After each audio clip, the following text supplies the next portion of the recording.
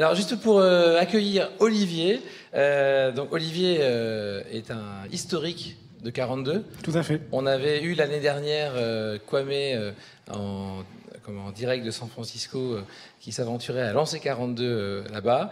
Cette année, on est très fiers de te recevoir. Tu as fait l'Epitech avant, donc je vous demande d'applaudir Olivier Crouzet. Merci. Tu vas donc nous présenter en quelques slides le concept un peu 42 et surtout comment tu vois évoluer la formation, et puis après on reviendra avec quelques questions. Ouais, alors je vais essayer d'être assez succinct et rapide. Enseigner le code hier, aujourd'hui, demain. Je vous ai mis une petite photo de 42 et sur cette photo, je tâcherai de vous expliquer un petit peu comment est-ce qu'on fonctionne aussi à 42 et je vous laisserai le soin de situer si c'est sur aujourd'hui ou c'est peut-être un petit peu à cheval sur demain pour certains d'entre vous.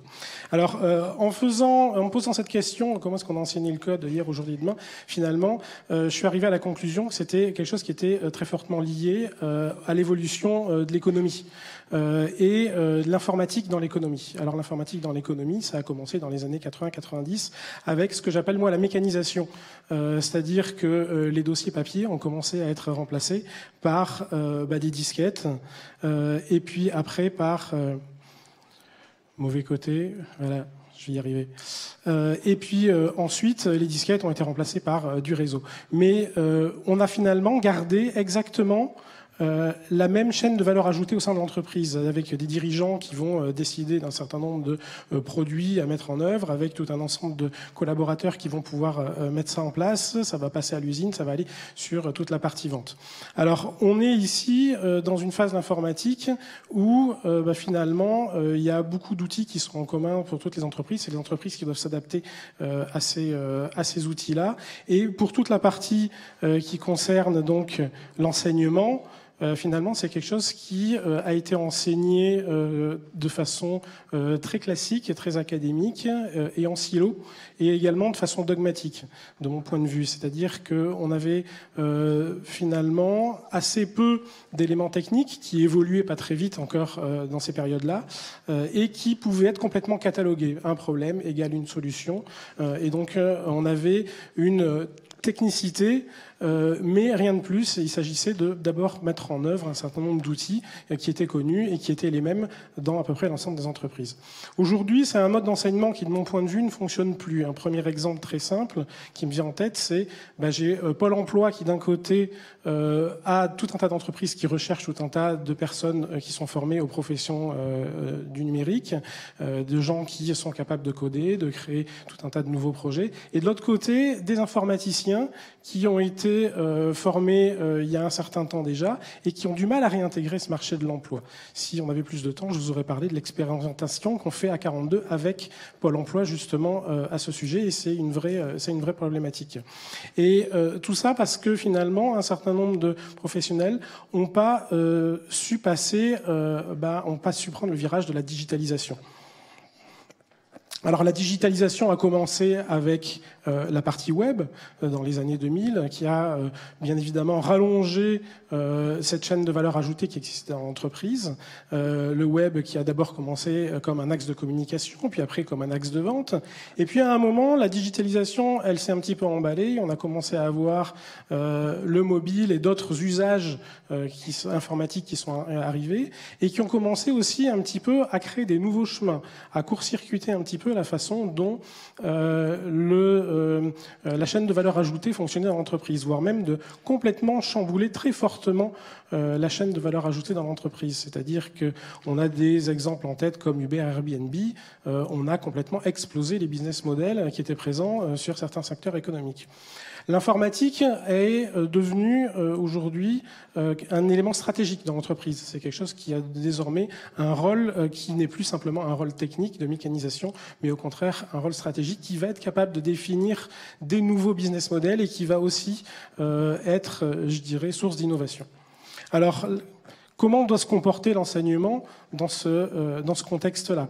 On a vu avec toute cette digitalisation, avec toutes ces techno-web, justement énormément de technologies qui sont arrivées sur le marché, et il faut que l'enseignement puisse faire face à ça. de nombreux programmes courts, tout un tas de certifications constructeurs, que ce soit par des éditeurs de logiciels ou des constructeurs de matériel. On a des bootcamps qui sont apparus de tout un tas de formes et il y a besoin de pouvoir sans cesse, constamment, se remettre à jour. Je voudrais aussi souligner le fait qu'on a aujourd'hui un nouveau rapport au savoir.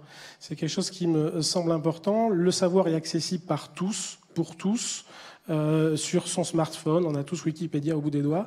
Et c'est quelque chose qui, globalement, ce nouveau rapport au savoir fait que on n'a plus besoin de transmettre de la connaissance. Et au contraire, les nouvelles compétences qui nous semblent importantes aujourd'hui, c'est pas de détenir du savoir, mais c'est d'être capable d'aller le chercher, d'aller le filtrer et de l'utiliser pour construire quelque chose, éventuellement pour co-construire. Idéalement, il faudrait même presque oublier le savoir une fois qu'on l'a utilisé pour construire quelque chose. Parce que, notamment sur le côté code, sur le côté informatique, c'est quelque chose qui peut devenir obsolète vraiment très très rapidement. L'agilité intellectuelle pour faire face à toutes ces évolutions techno très rapides est quelque chose d'absolument indispensable, la capacité de s'auto-former constamment également. Alors, savoir innover, c'est quelque chose que toutes les entreprises demandent et ça doit faire partie des enseignements. Qu'est-ce qu'on a mis en place à 42 ? Peut-être vous connaissez un petit peu le principe de l'école. On a 0 cours, on a 0 prof, on a des étudiants qui sont entre 18 et 30 ans et ils sont face à des challenges qu'ils doivent résoudre. Ce sont des logiciels informatiques qu'il faut créer, ce sont des projets. Et les étudiants vont être confrontés à ces difficultés-là et ils vont faire ce qu'on appelle du peer learning, c'est-à-dire qu'ils vont devoir discuter, échanger, aller chercher de l'info, douter de cette info, savoir si elle est intéressante, si elle est pertinente, et ensuite l'échanger avec leurs collègues, discuter avec ses voisins pour au final essayer de trouver une solution qui va permettre d'avancer. L'ensemble du cursus de 42 est également un cursus qui est complètement gamifié. La progression à l'intérieur du cursus se fait complètement comme dans un jeu vidéo. Alors je vous laisse le soin de savoir si c'est la façon dont on peut réqualifier ce qu'est l'enseignement du code aujourd'hui, c'est en tout cas l'enseignement de 42. C'est peut-être pas encore tout à fait la façon dont le code est enseigné à l'école. D'ailleurs, se pose encore aujourd'hui la question de l'enseignement du code à l'école. C'est quelque chose qui, de mon point de vue, est absolument nécessaire, au moins sur un aspect culturel. Il faut que l'ensemble de la population française soit capable de ne pas subir la techno, mais au moins d'être à l'aise et de pouvoir faire à la machine ce qui les intéresse. Peut-être pas aller jusqu'à de la programmation pure et dure dès le plus jeune âge, mais au moins avoir cette culture informatique qui me semble absolument indispensable. Ça peut être également, introduire du code à l'école, un biais, une façon d'amener, de se poser la question de l'agilité intellectuelle que je mentionnais au-dessus. À 42, bien sûr qu'on développe des compétences techniques pour nos étudiants, mais c'est pas notre objectif premier. Notre objectif est de développer une capacité à résoudre des problèmes, une capacité à collaborer, une capacité à avoir une forme de pensée critique, aller chercher de l'information, à la mettre en œuvre, et également, on le verra après, l'esprit créatif qui nous semble vraiment important. Tout ce questionnement, toute cette partie d'agilité intellectuelle qu'on cherche à développer pour nos étudiants pour qu'ils puissent s'adapter à 40 ans de carrière derrière, où les technos vont forcément changer, vont forcément évoluer, on pense que ça peut être d'une part très intéressant de l'amener à l'école, et puis le code peut être une façon de légitimer l'apport de ces compétences transversales au niveau de l'école. Alors si j'essaie de me projeter un petit peu sur qu'est-ce que ça sera demain, de mon point de vue, l'intelligence artificielle va être un des gros éléments techno qui vont prendre énormément d'ampleur. Ça a déjà commencé. L'IoT, on est probablement qu'au début aussi. L'informatique quantique va arriver à voir le jour très probablement. La poursuite de cette transformation digitale va donc se faire à la fois du côté techno et aussi sur le côté de tout un tas de secteurs d'activité. Ces secteurs d'activité, c'est l'e-santé par exemple, c'est le business. On a tout un tas de secteurs d'économie aujourd'hui qui sont encore à peine au début de leur transformation digitale et ils auront beaucoup de chemin à parcourir pour ça.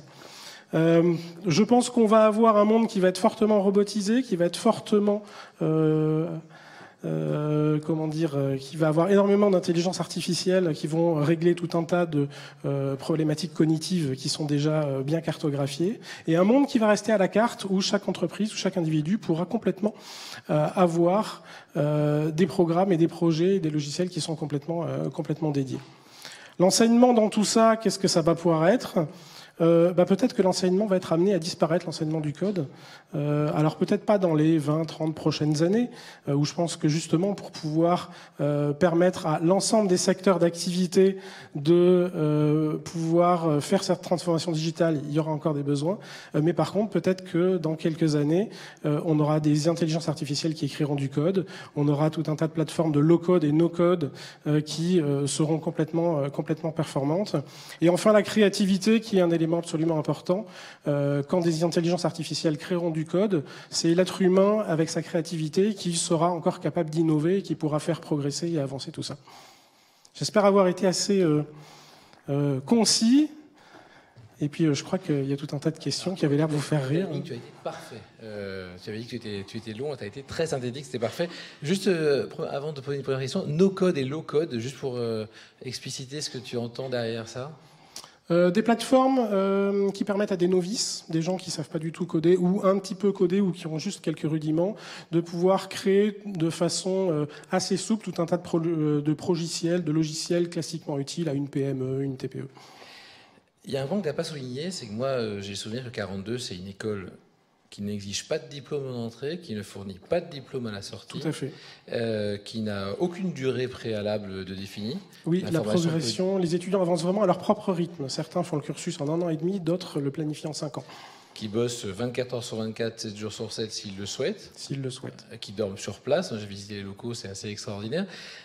Ça veut dire que c'est la fin du diplôme dans le monde du digital, quand on voit que les écoles ont énormément de mal à suivre la vitesse, une vitesse pédagogique qui permet de réformer les programmes.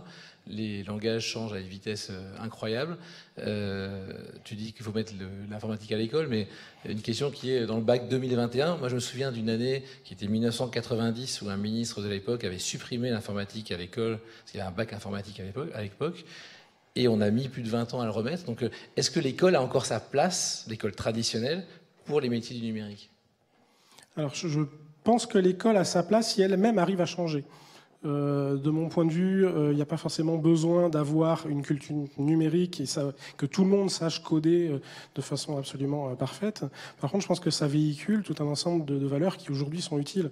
Et ce à quoi on est confronté, nous, par rapport à l'obsolescence très rapide du code et le fait que on ne sait pas vers quoi on avance, c'est inconnu. Je pense que c'est quelque chose qui est aussi valable pour nos jeunes qui sont en primaire, collège, lycée. Ils ne savent pas forcément dans quelle société ils seront. Ils ne savent pas forcément quel type de job ils auront.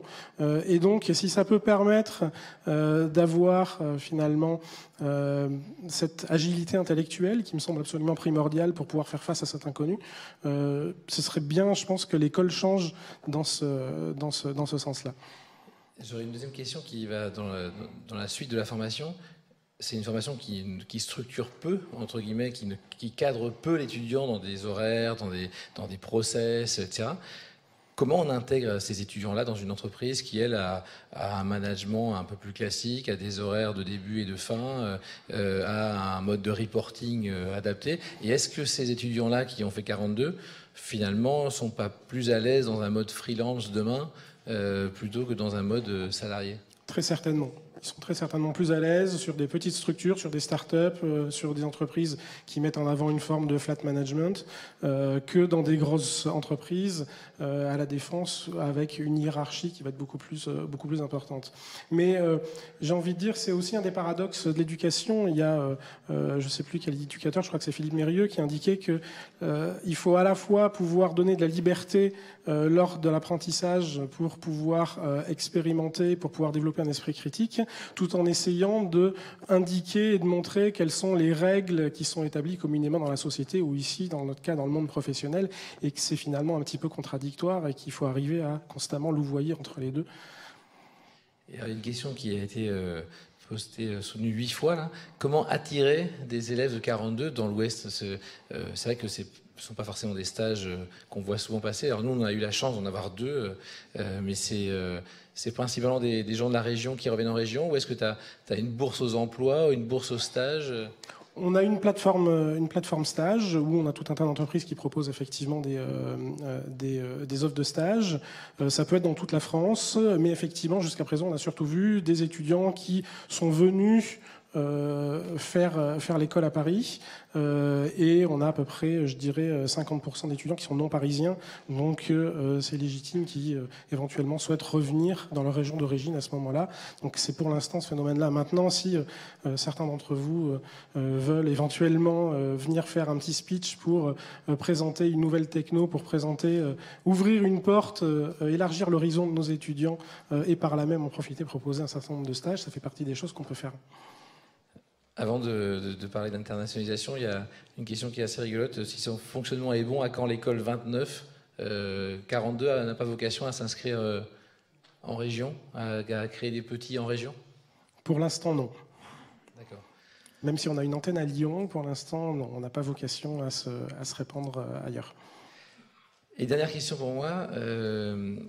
On a Kwame qui est parti à San Francisco, donc qui était à Paris avec toi avant. Moi, j'ai le souvenir qu'on a tous collectivement une image des Américains et d'une facilité incroyable et déconcertante de s'installer aux États-Unis, de créer une aventure américaine.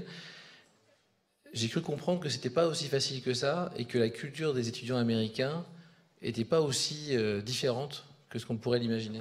Il y a effectivement 2 ans, avant qu'on ouvre cette antenne dans la Silicon Valley, j'avais, moi en tant que Français, une image de la Silicon Valley avec tout un tas de gens qui sont dans cette mentalité que nous on cherche à développer, c'est-à-dire j'essaie, je me plante, je recommence, j'essaie encore, avec 5 startups qui sont créées pour qu'une seule qui marche à la fin pour les fonds d'investissement. Et finalement, peut-être que cela a été, de mon point de vue, le cas pour ceux qui sont à l'origine des grands groupes aujourd'hui dans la Silicon Valley, et donc il y a une trentaine d'années, ils ont débuté dans leur garage.